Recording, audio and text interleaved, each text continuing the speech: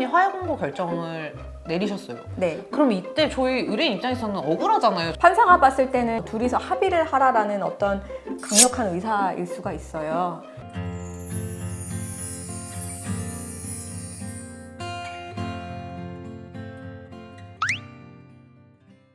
안녕하세요. 법률사무소범의 대표 변호사 정현주. 김지혜 변호사입니다. 오늘은 저희 의뢰인분들 중에 1심에서 다 이기셨는데 항소가 들어와서 잘 진행이 되고 있었는데 갑자기 2심에서 하해 공고 결정이 나오는 경우가 있더라고요. 그래서 이거에 대해서 궁금한 점을 좀 여쭤보려고 그래요. 네. 일단은 하해 공고 결정이라는 게 네. 판사님이 왜 갑자기 이거를 내리시는 걸까요?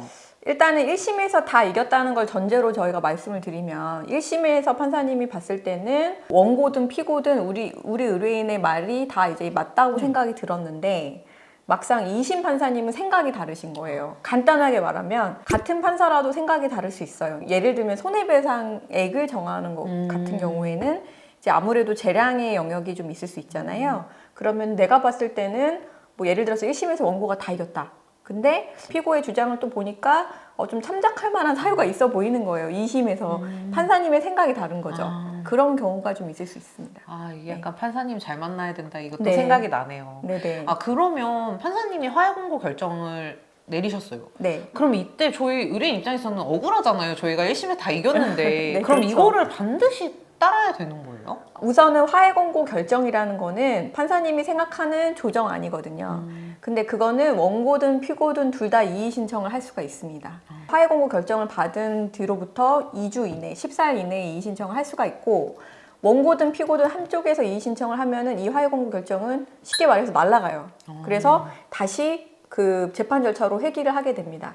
그거를 이제 일단 기억을 하셔서 내가 이거를 무조건 따라야 되는 게 아니고 이의 신청을 일단 할 수 있다 이렇게 생각을 하시면 되고, 그리고 현실적으로 말씀을 드리면은 하해 공고 결정안은 2심 판사님의 생각이기 때문에 실제 판결을 어느 정도 유추를 할 수가 있어요. 그래서 이게 하해 공고 결정이 언제 나왔는지도 좀 따져봐야 됩니다. 그래서 만약에 소송 초반기에 나왔다 그러면 이게 좀 바뀔 수가 있어요. 생각이 바뀔 수가 있는데 좀 한참 좀 진행이 됐는데 갑자기 하해 공고 결정이 나왔다면 이 결정이 실제 판결이랑 크게 차이가 없을 수도 있겠다. 이게 유추가 가능하죠.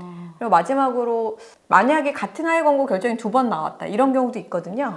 그러면 그런 경우에는 솔직히 말씀드리면은 그 하해 공고 결정에 따르는 편이 좀 더 낫다라고 말씀드릴 수 있을 것 같아요.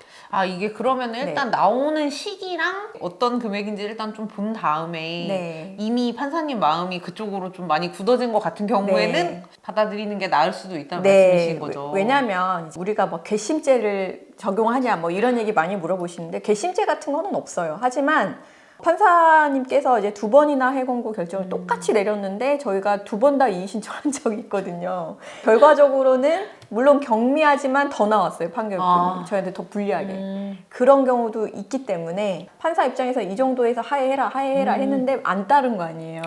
그래서 저희가 이의 신청할 때도 사실 14일이다 그럼 바로 이의 신청 이러면 약간 바로 반항하는 느낌이잖아요. 이게 되게 아무것도 아닌데 그런 거를 변호사들은 하나하나 신경을 씁니다. 왜냐면은 우리 의뢰인들한테 굉장히 안 좋은 영향을 끼칠 수 있기 때문에. 그래서 저희도 항상 하해 공고 결정 그 이의 신청 기간 정해놓고 항상 열흘 지나고 나서 이의 신청을 하거든요. 진짜 이게 소송 경험이 많은 변호사님이 필요한 이유인 것 같아요. 왜냐면 어쨌든 결과를 좋게 하기 위해서 그런 방법을 알고 계신 거니까.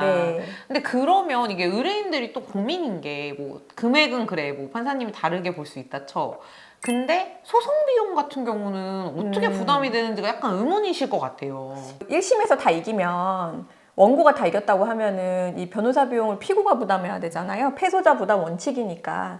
그러면 항소를 하면은 또 변호사 선임을 했기 때문에 원고 입장에서는 다 이겼는데 그럼 변호사 비용이 더 올라가요. 그러면은 사실 우리가 다 이기면 항소 비용까지 피고가 다 부담을 해야 되는데 하해 공고 결정이 내려오면은 소송 비용은 어떻게 되느냐라는 거 많이 물어보시거든요. 근데 하해 공고라는 건 기본적으로 조정안이기 때문에 소송 비용 각자 부담입니다. 청구를 할 수가 없어요. 원고 쪽에서든 피고 쪽에서 다 이겼다고 해도 1심에서 소송 비용을 청구할 수는 없습니다. 좀 약간 저희 의뢰인 입장에서는 좀 억울하실 수도 있겠네요. 그래서 그러면은 만약에 이런 거에 대해서 의뢰인들한테 충분히 이제 설명을 해드리고도 의뢰인이 그러면 원하지 않으시면 그냥 결국은 하위공고 결정 받아들이지 않고 끝까지 가는 거죠? 이의 신청하고 결국 판결을 받는 거죠.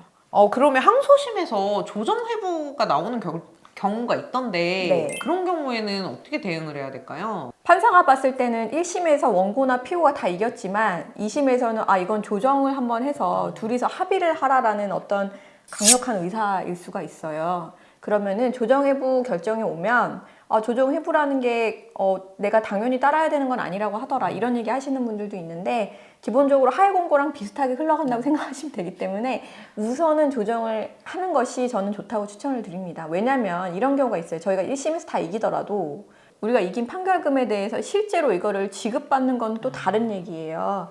판결을 다 받는다고 해서 그 사람이 돈을 갑자기 지급을 하지 않을 수도 있거든요. 그러면 현실적으로는 우리가 또 집행을 해야 돼요. 소위 말하는 뭐 압류를 한다든지 재산명시 신청을 한다든지 뭐 이런 절차를 또 거쳐야 되는데 그것도 또 변호사 비용이 들어가고 또 시간이 많이 흘러갑니다.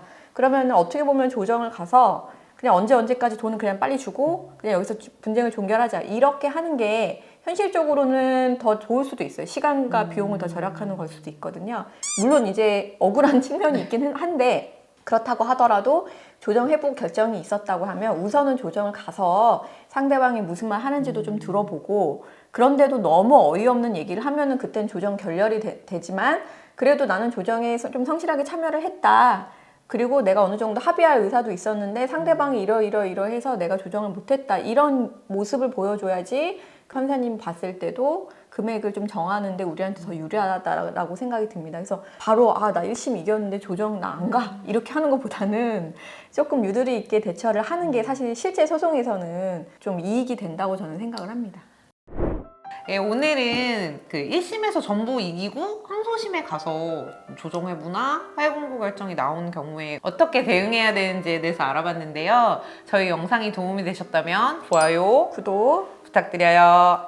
감사합니다.